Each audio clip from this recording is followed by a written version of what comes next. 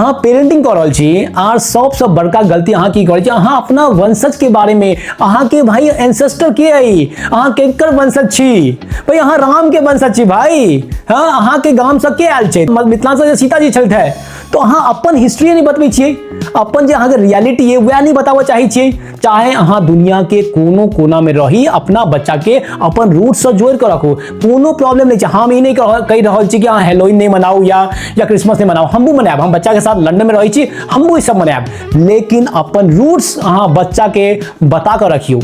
ई कखनो हमेशा हम लंदन में रहो के बावजूद, चाहे छठ हो, चाहे दुर्गा पूजा हो, चाहे दिवाली हो, हर चीज बच्चा के देखबै छियै, बतबै छियै और साथ में ओकर इंपॉर्टेंस बताबै छियै।